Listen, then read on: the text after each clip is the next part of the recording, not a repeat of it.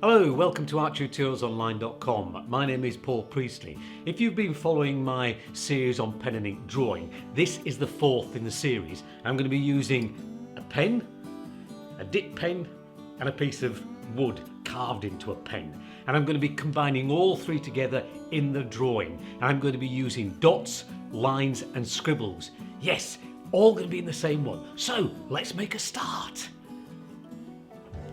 I'm going to use the same equipment I used in the previous videos, which is an Edding pen, Winsor Newton black drawing ink, a dip pen and drawing nib, and a stick that I've carved into a flat point, which I'm simply going to use as a dip pen.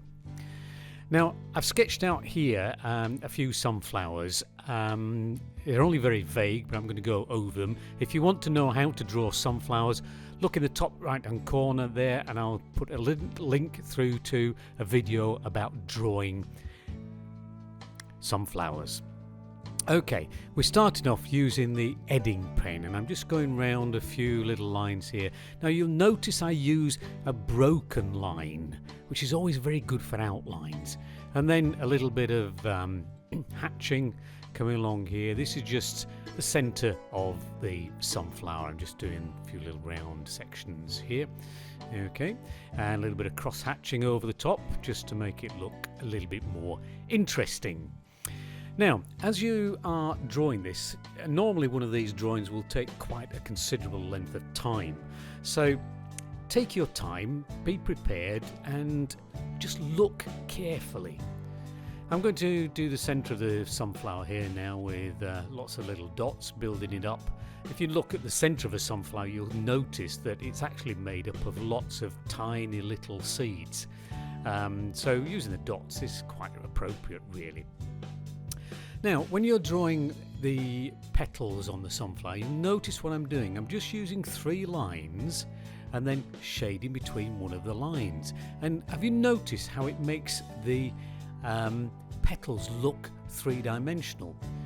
You see, an outline, a second line in the middle, creating 3 lines, and then a little bit of hatching to go over the top to create the shadow. Now, the more interesting you make the line, the more interesting the petals will look. You've got to be able to make sure that you don't just do nice, even, straight, boring lines, because we don't do boring. We want to make the plant look interesting. So the more interesting you can make the line that you use, a broken line, such like, it will make the drawing look that little bit more interesting.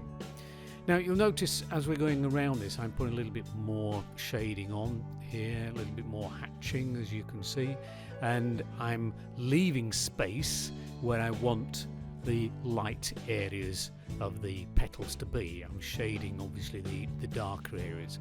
Now you'll notice to draw this flower, I've drawn a series of petals around in very simplistic fashion, really, and I'm now going to fill in the gaps between each petal with another petal. And you'll notice using those 3 lines again, you see, put a little bit of shading in there with a little bit of hatching, even with a little scribble across the top of it.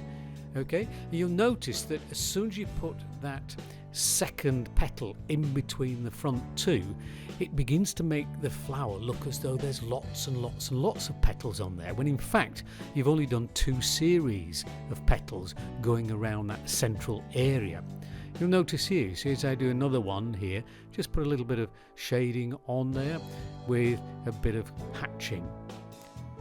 Another one here, look, simple hatching, just going around the edges.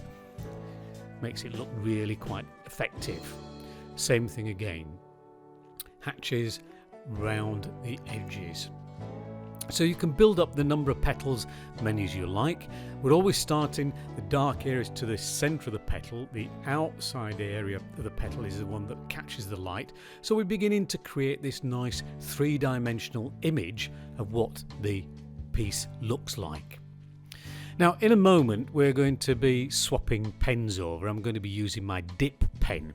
Now this gives a much thicker line.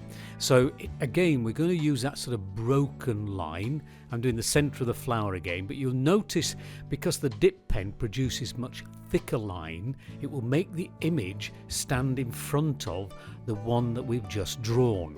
So you'll notice when I start doing the petals, which I'll do in exactly the same way as we've done before, but you'll notice that because I'm using the dip pen now, I'm getting much stronger, bolder, darker lines, and that makes the drawing look much more coming forward, if you want to use a better expression. Okay, we're going round developing the plant here. Again, similar sort of process to the one we've used before, lots and lots of hatching.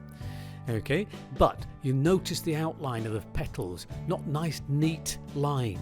Okay, broken line, make it look a bit jagged, give some character to the line, because this will make your sunflower look that much more interesting.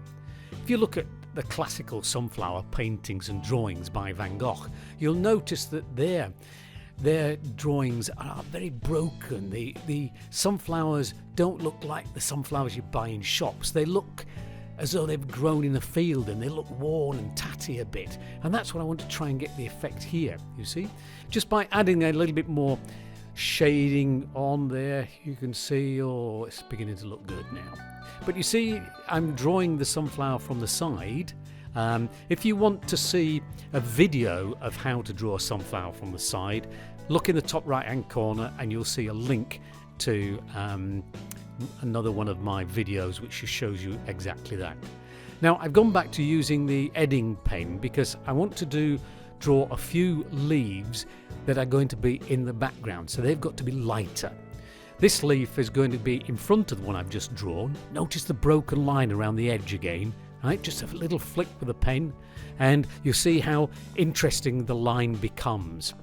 You'll also notice that because this leaf is drawn with the dip pen, it looks as though it's in front of the previous leaf that we drew. A little bit of hatching there, look to go across.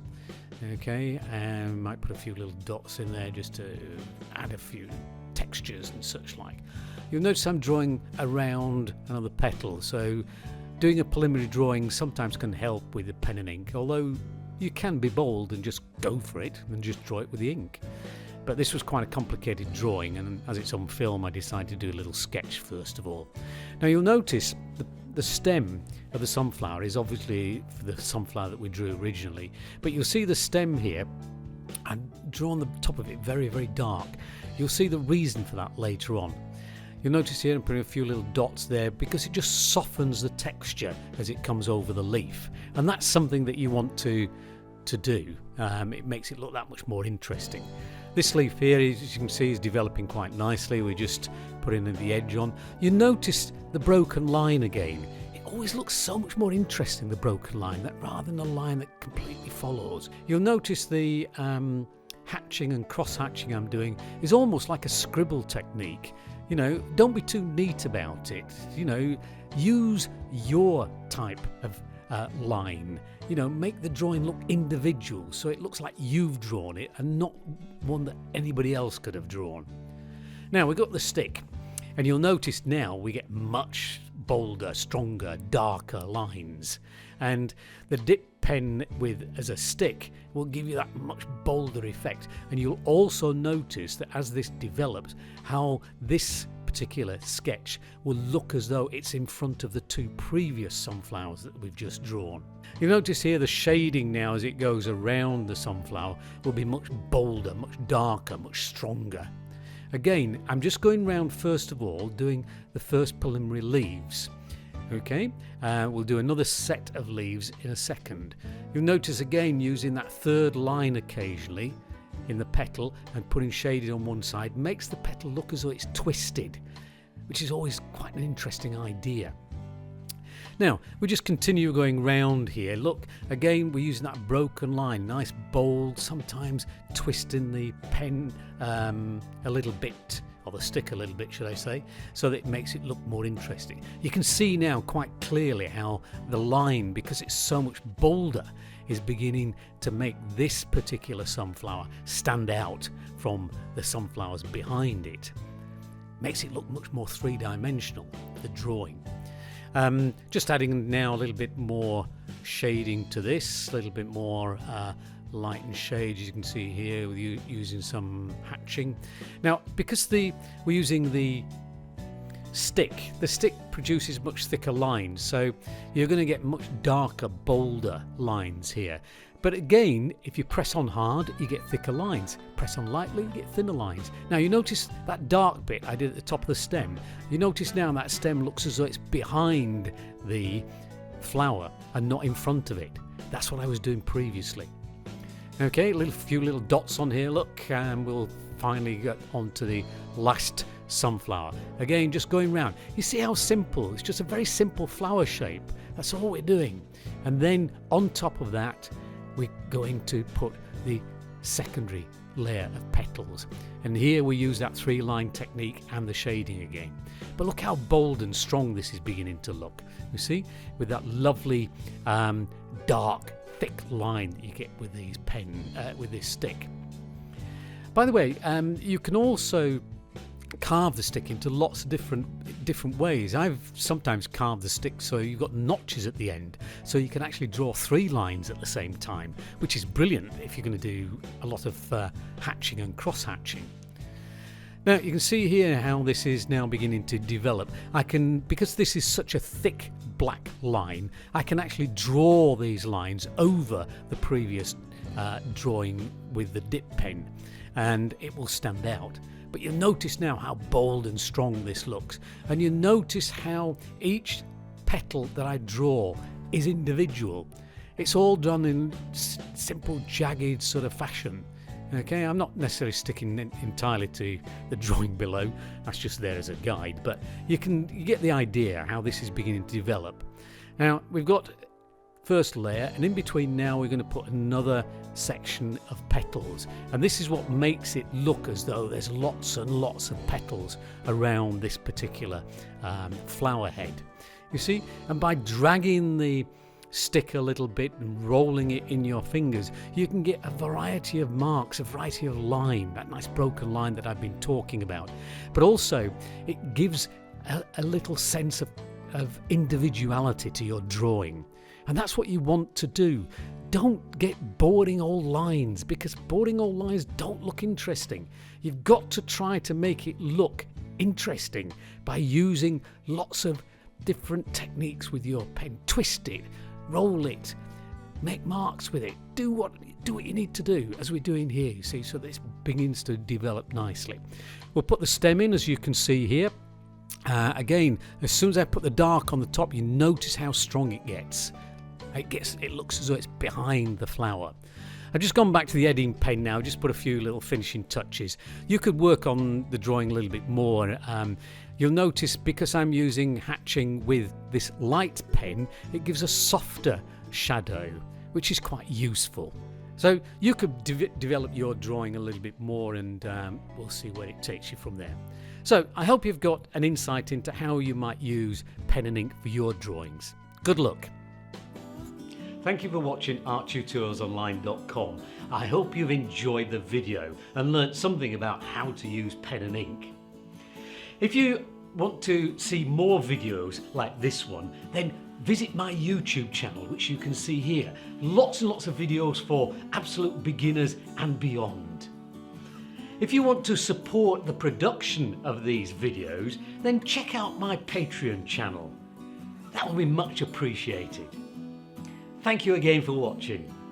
Bye-bye!